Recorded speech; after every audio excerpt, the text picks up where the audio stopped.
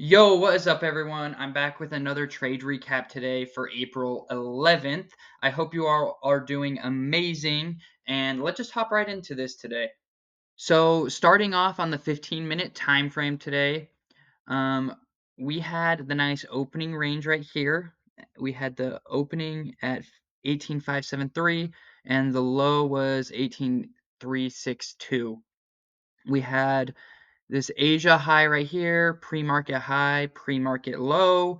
If you guys want to know about how I find those levels, I literally just take them from QQQ or SPY pre-market levels because it starts at 2 o'clock in the morning on these. So that's just what I do for the futures prices.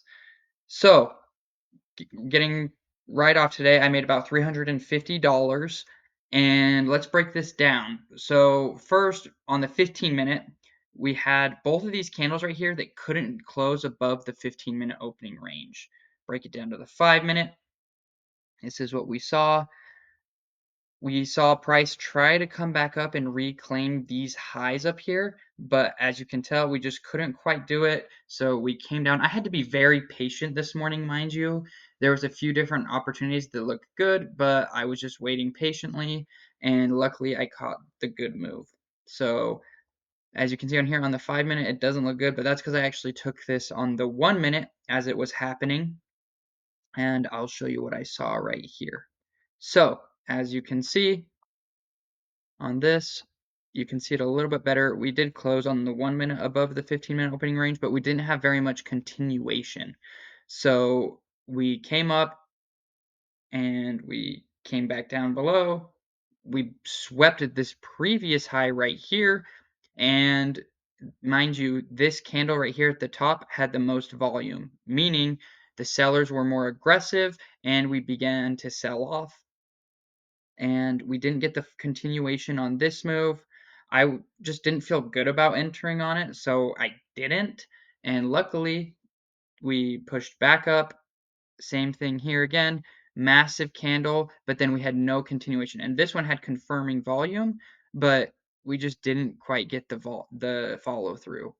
Then we had these candles right here that are signaling a reversal. We reverse, and then this is where I'm waiting for my puts on pops scenario. So we came down, tested VWAP. Right here, I was like, okay, we're going to have to, if we're going to be bullish, we need to get back above these highs. We literally came right to the 15-minute opening range, closed below it for the second time right here, and we couldn't get above these highs. So this is what I was looking at. You can see my entries and exits right here. We closed below VWAP right here, waited for the retest.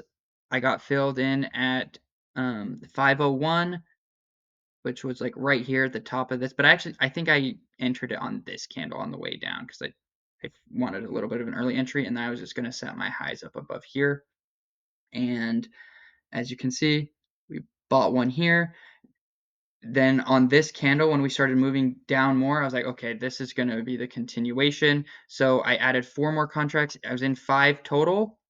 So my average was, it was like right in here somewhere. And we got a nice push down, and I sold it when I was about $350, $400 in profit on the day. And sadly, I did sell too early. I should have trimmed, but that's just still, it's like 30 points on this is insane. So you can make enough money if you have 5 contracts of MNQ and you catch a 30-point move. And this whole week I was completely green. I ended just above $1,200, and I'm very happy with that. So we're gonna keep pushing towards that payout, and yeah, let me know if you guys learned anything or if you want me to make any videos teaching anything else about trading. So we'll catch you guys next week, and have a good weekend. Peace.